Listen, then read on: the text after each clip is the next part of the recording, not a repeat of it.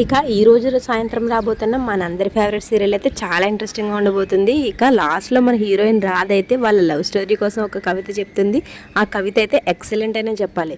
ఇక రూమ్లో ఉండి చిక్కుకుపోయిన ప్రియ బయటకు రాగలిగిందా, అసలు ఈ రోజు స్టోరీలో ఏం జరిగింది, ఇక ఇంకా ఇంట్రెస్టింగ్ విషయాలు చాలా ఉన్నాయి. అసలు మిస్ అవ్వద్దు. ఈరోజు ఎపిసోడ్ అయితే చాలా ఇంట్రెస్టింగ్గా ఉంది. లాస్ట్ వరకు చూడండి. లాస్ట్లో ట్విస్ట్ అయితే చాలా బాగుంది. ఇక ఈరోజు ఎపిసోడ్లోకి వెళ్ళిపోదాం, వచ్చేయండి. ఇంకా ఈరోజు ఎపిసోడ్ స్టార్టింగ్లో అయితే మన రాధ కానిస్టేబుల్స్తో చెప్తూ ఉంటుంది, మా నాన్న వస్తారని నమ్మకం నాకుంది, మా ఆయన మా నాన్నని ఖచ్చితంగా తీసుకువస్తారు అని. ఇదంతా పక్క నుంచి వింటూ మన విక్రమ్ కృష్ణ అయితే అలా చూస్తూ ఉంటాడు. తనకి కొంచెం గిల్టీగానే అనిపిస్తుందని చెప్పాలి. ఇక తర్వాత సీన్ అయితే మన ప్రియ దగ్గర స్టార్ట్ అవుతుంది. మన ప్రియ ఎలా అనుకుంటూ ఉంటుంది, ఎర్రటి ఎండలో మిట్ట మధ్యాహ్నం చెప్పులు లేకుండా నడిస్తే ఎంత దాహంగా ఉంటుందో ఇప్పుడు అంత దాహంగా ఉంది, నేను ఏం చేయాలరా భగవంతుడా అని బాధపడుతూ ఉంటుంది. ఇంతలో తనకి బాత్రూంలో ఉన్న ట్యాప్ కనిపిస్తుంది. ఇక్కడే ప్రియ మనందరికీ పెద్ద ట్విస్టే ఇస్తుంది. ఇక ప్రియ ఆ ట్యాప్ వాటర్ అయితే తాగేస్తుంది. ఇక ఇక్కడ బ్యాక్గ్రౌండ్లో ఒక సాంగ్ ప్లే అవుతుంది. చూడడానికైతే చాలా బాగుంది. ఇక తరువాత మన ప్రియ అయితే ఆ ట్యాప్ వాటర్ తాగేస్తుంది. తర్వాత మన విక్రమ్ కృష్ణ స్టేషన్లో కూర్చుని రాధ కానిస్టేబుల్స్తో చెప్పిన మాటల్ని గుర్తు చేసుకుంటూ ఉంటాడు. ఇక మన హీరో విక్రమ్ కృష్ణ అలా ఆలోచిస్తూ కూర్చుంటే ఇంతలో స్టేషన్లో కానిస్టేబుల్స్ అందరూ మన విక్రమ్ కృష్ణ దగ్గరికి వచ్చి, మీరు కొట్టను తిట్టను అంటే మీతో ఒక విషయం మాట్లాడాలి సార్ అని చెప్తారు. అప్పుడు ఇలా చెప్తారు, ఏంటి అని అడుగుతాడు మన విక్రమ్ కృష్ణ. దానికి వాళ్ళు ఎలా సమాధానం చెప్తారు, రాధ చాలా బాధపడుతుంది సార్ సీనయ్య గురించి, ఏ తప్పు చేయకుండా తన తండ్రి జైల్లో శిక్ష అనుభవిస్తుంటే మన రాధమ్మ ఎంతగానో బాధపడుతుంది సార్. అయినా సీనయ్య నిర్దోషి అనే విషయం మీకు కూడా తెలుసు కదా సార్, మీరు తలుచుకుంటే ఎంతసేపు సీనయ్యని బయటికి తీసుకురండి సార్ ప్లీజ్ అని అక్కడున్న కానిస్టేబుల్స్ అందరూ మన విక్రమ్ కృష్ణని బ్రతిమలాడుతూ ఉంటారు. ఇక తర్వాత మన హీరో విక్రమ్ కృష్ణ అయితే వాళ్ళతో ఇలా అంటాడు, నాకు ఎప్పుడు ఏం చేయాలో బాగా తెలుసు, మీతో చెప్పుకుంచుకునేంత గతిలో నేను లేను, కాబట్టి మీరు ఈ విషయాన్ని ఇక్కడతో వదిలేసి మీరు ఇక్కడి నుంచి వెళ్ళిపోతే మంచిదని వాళ్ళందరిపైన గట్టిగా అరుస్తాడు. ఇక తర్వాత వాళ్ళు చేసేదేమీ లేక అక్కడి నుంచి వెళ్ళిపోతారు.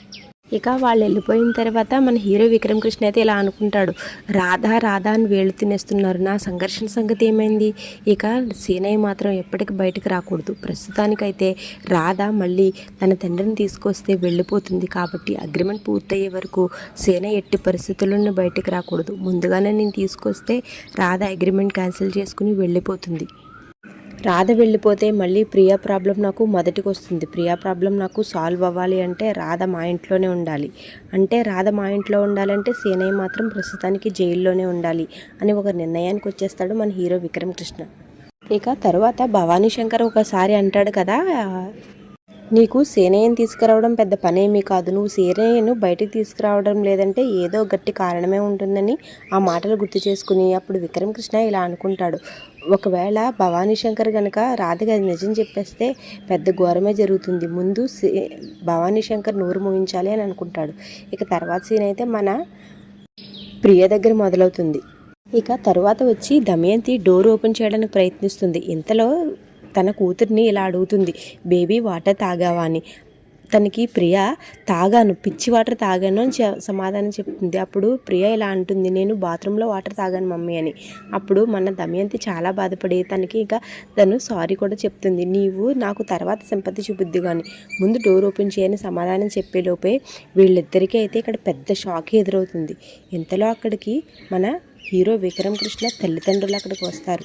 అక్కడికి వచ్చి హీరో విక్రమ్ కృష్ణ తల్లి దమయంతిని ఇలా అడుగుతుంది, ఏం చేస్తున్నావు వదిన ఇక్కడ అని అడుగుతుంది సునంద. దానికి నందగోపాల్ ఇలా అంటాడు, రూమ్ లాక్ ఓపెన్ చేయడానికి ప్రయత్నిస్తున్నట్టుంది కదా అని.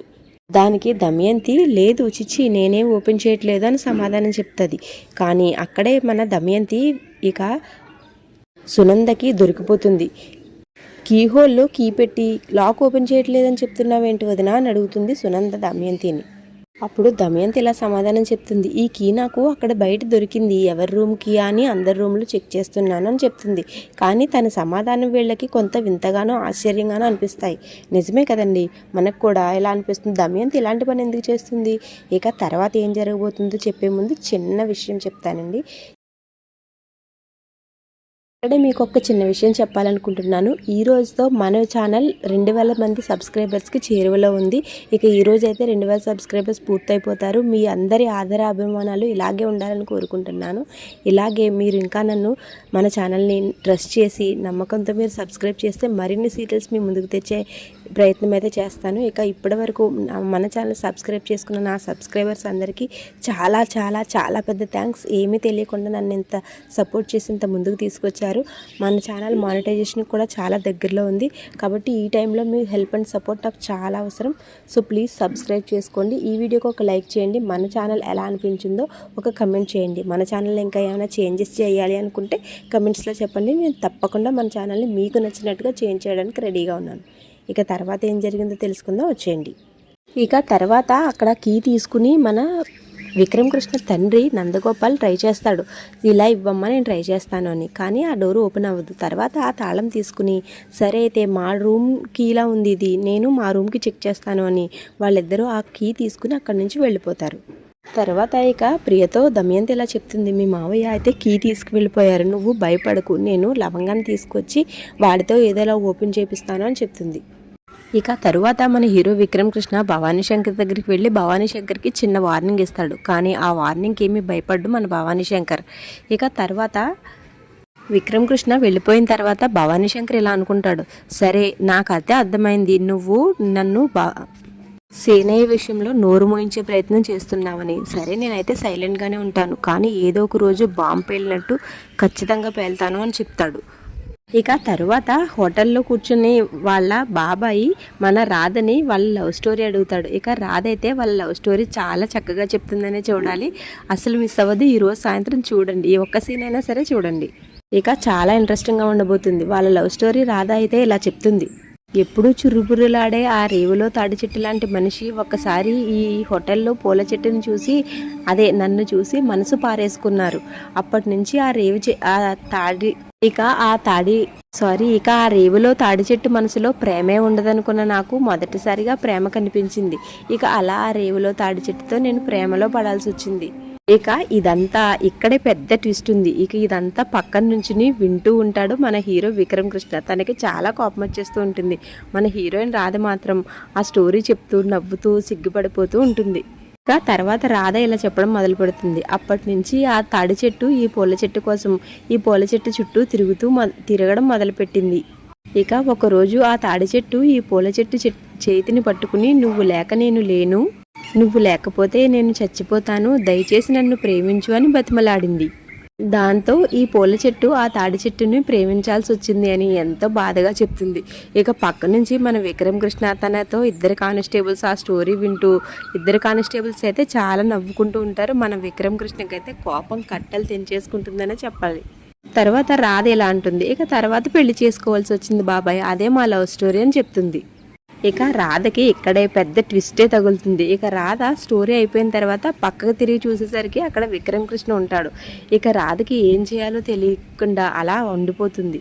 ఇక తరువాత మన హీరోయిన్ రాధ నీళ్లు నములుతూ ఉంటుంది. అప్పుడు హీరో విక్రమ్ కృష్ణ తన దగ్గరికి వెళ్ళి, ఏంటి నువ్వు మాట్లాడేది అని అడుగుతాడు. తర్వాత ఇక ఇది ఇక్కడతో అవుతుంది.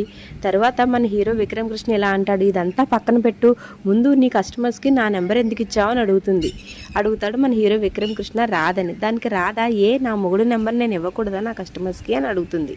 అప్పుడు పక్కనున్న కానిస్టేబుల్స్ ఇంకా హోటల్లో ఉన్న బాబాయ్ వీళ్ళందరూ, ఎందుకు ఇవ్వకూడదమ్మా, నీ భర్త నెంబర్ నువ్వు తప్పకుండా ఇవ్వచ్చు అని చెప్తారు.